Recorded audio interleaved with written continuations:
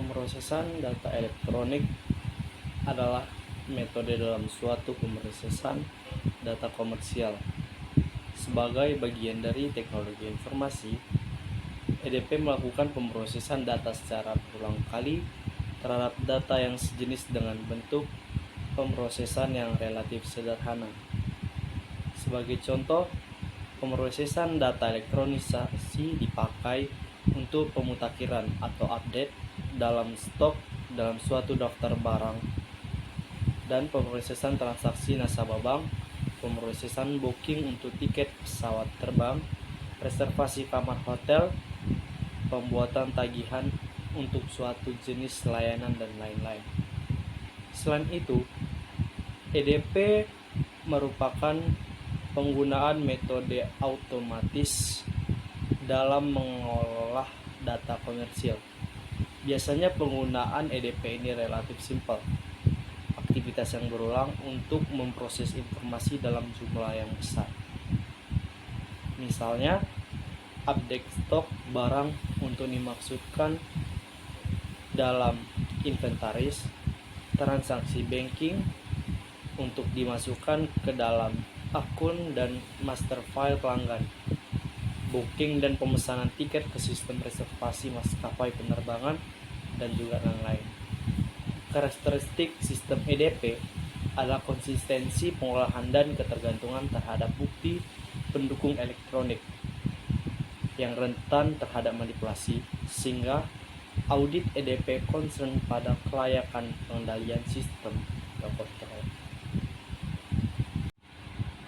Sistem input pertama, adanya sistem input berbasis kertas, yaitu input ke dalam sistem akuntansi di bagian sistem akuntansi yang didasarkan pada dokumen sumber yang diisi secara manual dengan tulisan tangan. Persiapan dan pengisian dokumen sumber order penjualan disiapkan secara manual yang telah diisi lengkap dan dikirimkan ke Departemen Pengolahan Data untuk dimasukkan ke dalam sistem komputer. Kemudian yang kedua, adanya dokumen sumber ke bagian pengolahan kata yang merupakan batch control total dan register data yang dikirimkan, merupakan pengendalian data transfer dan data antara departemen pengguna dengan departemen pengolahan data. Kemudian adanya data transfer log, seperti yang pertama ada data entry. Setelah dokumen sumber seperti faktur diterima oleh Departemen Pengolahan Data, dokumen itu secara manual diketikkan menggunakan VC dan disimpan dalam disk. Kemudian yang kedua, file input dicek oleh key verification, suatu prosedur pengendalian berguna untuk mendeteksi kesalahan pengetikan. Yang ketiga, key verification, yaitu seseorang membandingkan dokumen sumber dengan file data tercetak. Yang keempat, program data editing. Semua data dipastikan benar-benar diedit guna menjamin validitas nilai data. Teknik program editing data. Teknik program editing yang diterapkan untuk setiap struktur data seperti karakter, fields, records, and file. Yang pertama, ada table lookup. Biasa digunakan untuk mengedit kewajaran dengan membuat file tabel yang berisikan nilai yang legal untuk setiap field dalam tabel. Kemudian ada limit test. Yang ketiga, ada audit operasi berkesinambungan. Data yang lolos limit test, baik dengan cara menahan sebagian data sambil menunggu audit atas kebenaran data tersebut, atau dengan cara mengelompokkan data untuk dapat diaudit setelah diproses ke pengolahan selesai. Yang ketiga, ada cek digit. Digit ekstra yang ditambahkan pada suatu kode, misal penambahan bit garansi ke dalam sebuah bit. Biasanya dihitung dengan menggunakan rumus matematika serta sering digunakan karena tingginya reliabilitas prosedurnya. Valid kode cek variasi dari tabel. Lookup jika file tabel tersebut memuat kode valid.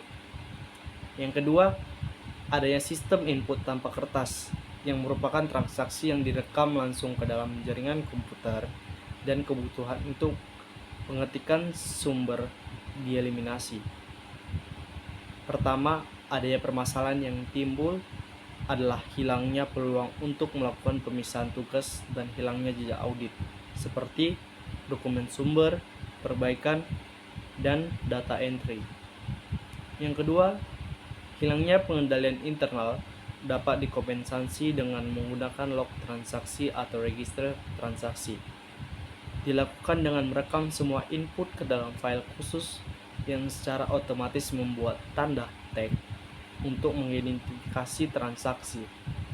Yang ketiga, penandaan atau tagging adalah informasi yang terkait dengan audit ditambahkan ke dalam data transaksi semula. Sistem input tanpa kertas yang memerlukan intervensi manusia, contohnya seperti sistem input tanpa kertas, yaitu pertama ada sistem entry data manual online. Pengguna secara manual mengetikkan transaksi ke dalam sistem komputer. Yang kedua, ada sistem identifikasi secara otomatis. Barang dagangan dan item lain diberi kode dan dapat dibaca oleh mesin.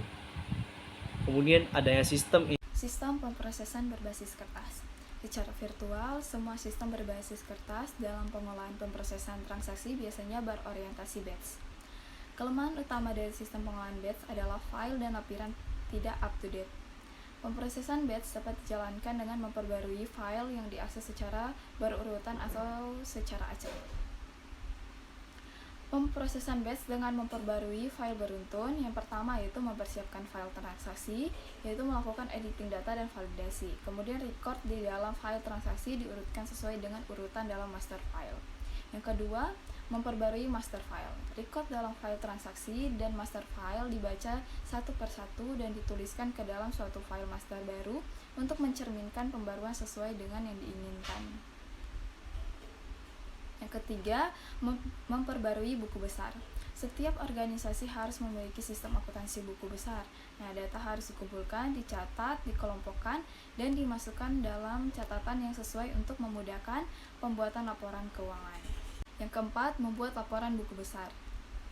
Line coding, yaitu pembuatan laporan memerlukan kaitan antara rekening buku besar dengan laporan yang akan ditampilkan. Nah, langkah prosedur yang dilaksanakan dengan membuat tabel antar file buku besar yang diperbarui dengan file tabel line coding. Pemrosesan batch dengan memperbarui file akses acak. Nah, yang pertama yaitu sebuah record dalam file transaksi dibaca. Yang kedua, kunci record transaksi digunakan untuk mengakses secara acak record yang terkait dalam master file. Yang ketiga, record dalam master file diperbarui dalam memori kemudian ditulis ulang dalam file data. Ilustrasi pemrosesan batch dengan memperbarui file acak. Yang pertama, aplikasi faktur baru, menyimpan file piutang dagang. Yang kedua, pemrosesan bukti penerimaan kas. Pembayaran pelanggan diterima dalam suatu kotak pos khusus guna memisahkan penerimaan cek dari surat-surat berharga dan meminimalkan jumlah karyawan yang menangani cek tersebut. Sistem pemrosesan tanpa kertas. Yang pertama, pemrosesan batch dalam sistem pemrosesan tanpa kertas pada dasarnya sama dengan pemrosesan batch dalam sistem pemrosesan dengan kertas. Perbedaannya, ayat jurnal diganti dengan ekuivalen elektroniknya dan buku besar diperbarui secara otomatis pada saat program batch dijalankan secara periodik. Kedua, pemrosesan real-time sistem pemrosesan tanpa kertas. Manfaat utamanya adalah memungkinkan pemrosesan dilakukan secara real-time. Sistem real-time online atau OLRS memproseskan transaksi langsung setelah transaksi diinputkan ke dalam sistem dan dapat menghasilkan output untuk pengguna. Transaksi tidak diakumulasikan secara kelompok, tapi pada saat mereka diinputkan, transaksi langsung digunakan untuk memperbarui master file dengan menggunakan pembaruan file akses acak. Tipe pemrosesan pada OLRS. Yang pertama, pada sistem respon atau query tidak menginput data pemrosesan, hanya meminta informasi. Kedua, pengguna sistem entry data. Nah, ini berinteraksi aktif dengan sistem input. Nah, yang ketiga, pengguna sistem pemrosesan file itu aktif berinteraksi dengan data input. Yang keempat, sistem pemrosesan penuh atau transaksi, ini pengguna aktif berinteraksi dengan input. Nah, tingkat ekonomis OLRS. terbagi dua, yaitu kelebihan dan kekurangan. Kelebihan sistem OLS dibandingkan sistem BASE yaitu pada sistem pemrosesan transaksi secara langsung dan respon yang cepat terhadap inquiry.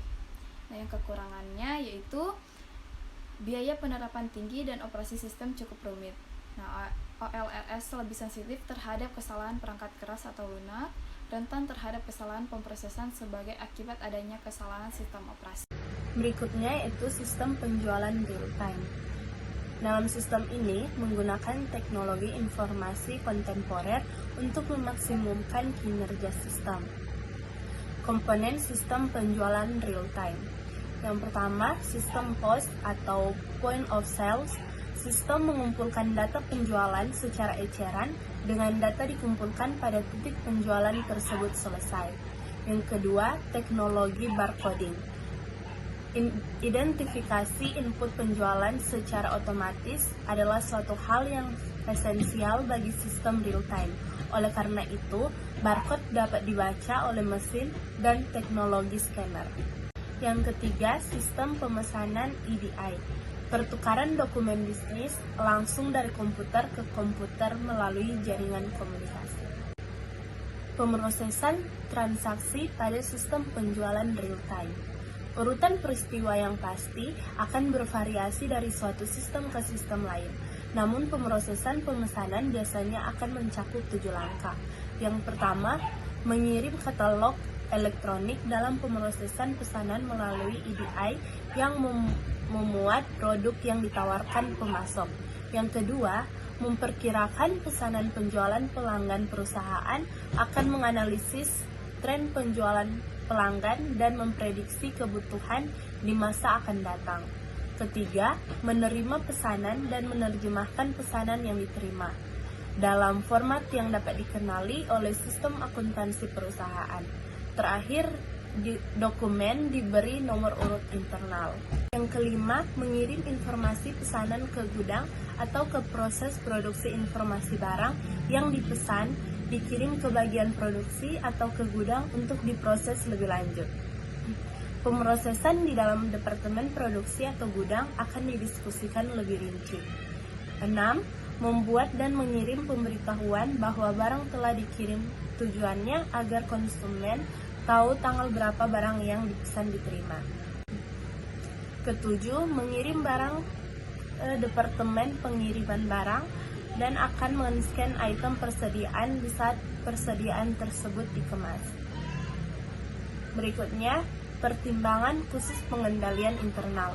Ada pengendalian tertentu yang terkait dengan sistem penjualan secara real time. Yang pertama, order pelanggan dapat diproses tanpa campur tangan dan otorisasi manusia. Akibatnya, pelanggan dapat membuat sendiri order penjualan. Yang kedua, pemisah tugas ala tradisional benar-benar tidak dapat diterapkan. Yang ketiga, banyak dokumen tradisional dieliminasi dalam sistem berbasis EDI. Berikut yaitu sistem output. Sistem output berbasis kertas yang berorientasi batch dengan pemrosesan file berurutan biasanya menghasilkan banyak output. Sistem tanpa kertas yang online dan real time cenderung menghasilkan sedikit output. Berikutnya, pengendalian output. Dirancang untuk mengecek apakah hasil proses merupakan output yang valid dan apakah output didistribusikan secara benar.